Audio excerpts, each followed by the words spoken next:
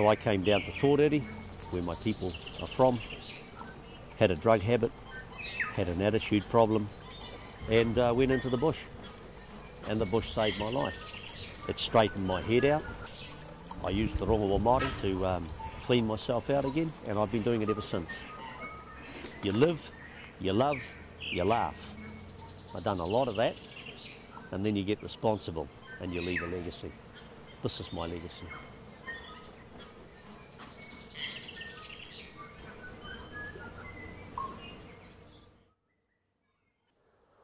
All right, little man, how many leaves are left on that percentage? Not much left? What do you reckon, 10% left? 15? Skin? Any rise on 15? Going once, going twice. What do you reckon? I reckon about 15 would be about right. 100% minus 15. What's left?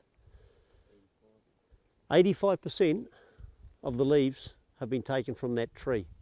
What chance has that tree got of living? It's going to go down, eh? It's going to drop.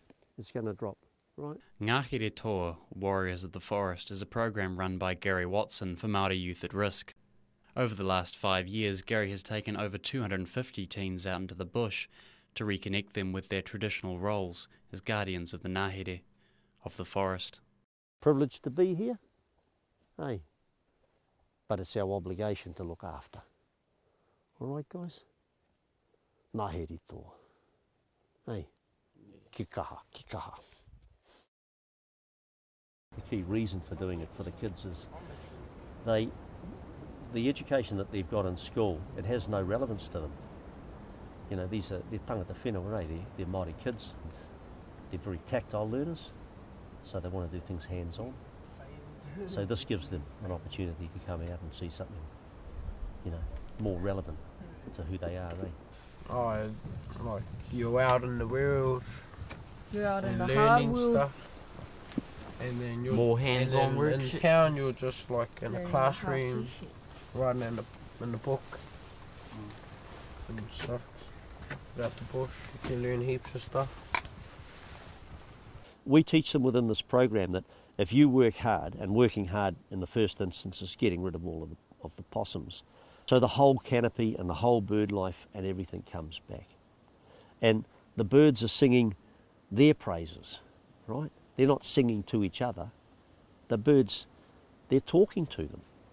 Now, a lot of people think this is all fairy tale, but these were the teachings of our old people. 1,000 years of history of living under the canopy, eh? Now tell me, how far away from this tree are we supposed to set this trap? A hand plant? A palm width? Yeah? Okay. What happens if it sniffs it? Nose and they get smacked off. And what happens if it snaps its nose in the trap? get away. They have babies and it's going to tell the babies not to go near them. Exactly. It becomes what we call trap phobic, eh? It won't go near the thing. Sell the fur from the possum. Hopefully we make a kg to get $100. We'll do the dishes for your mum. The program, in terms of running it with the schools, started with a real rat bag of a child, my daughter Jazz, who I love to bits. And I could see that she was going to run foul of all sorts of things because she hated authority. I think that had a really big effect. I used to be a crazy little kid and a lot of time in the bush by myself, I grew up a bit.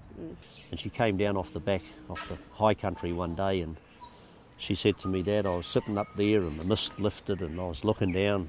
As the mist rolled away, all the bullshit just disappeared and I was sitting there completely by myself and I started for the first time to hear the things that you've said to me.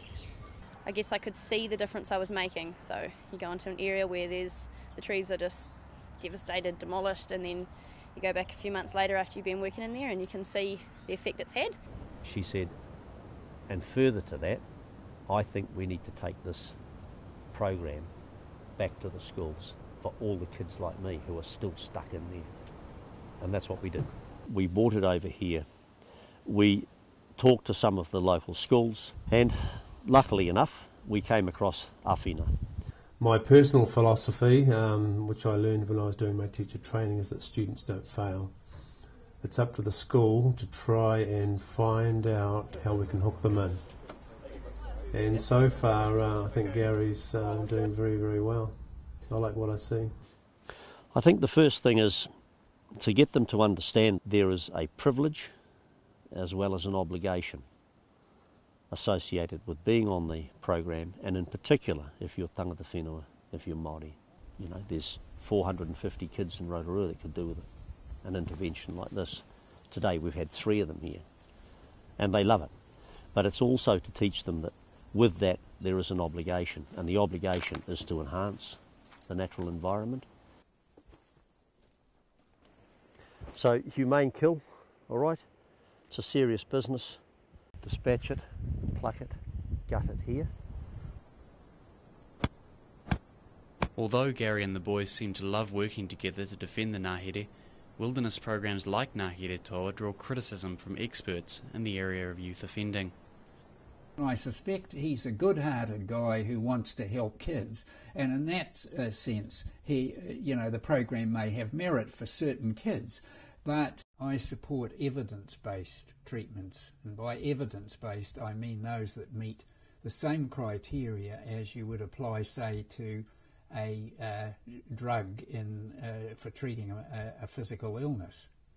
I think if I were to put a question to him, it would be, what evidence is there that this program actually is successful with the hardened youth criminal? We track the kids ourselves for 1 year, for 2 years out. But because we may have a bias in terms of that, we ran a program in Tauranga, and we got Di Buckham from Corridon and Associates to come in, and they are specialists in running social impact assessments. And a report was provided to us, and it was emphatic. You know, these kids, there's been a major turnaround in the kids. She did a lot of evaluation on the economic benefit of programs that come from this. It racked up potentially to millions of dollars of taxpayer savings. Because, you know, you've got to be honest, these kids, you track them through. If somebody doesn't come in and give them a hand, it's an odds-on chance these guys are going to end up inside. Go down, and big handfuls, look. Straight out the back, right?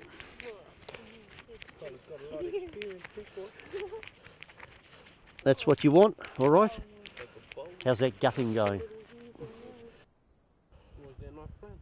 No, it's all right. That's a boy. Right, you see the diaphragm, see the heart, lungs. Grab hold of the heart and lungs and pull that out. You'll feel the throat. You should be able to break the throat away. Okay, mate, these are your first possums, all right? Cheer, bro. Well done. We'll put it on Facebook. Watching the youth on this program, you could be forgiven for thinking they're just like any other teenagers, but young people like these can be ticking time bombs. For some, it's only a matter of time before they commit a serious crime. Over 50% of the crimes are committed by less than 10% of juvenile offenders, and those are the people who are, if you like, the hardened criminals who have been offending for years, even in primary school, and they also commit most of the really serious crimes.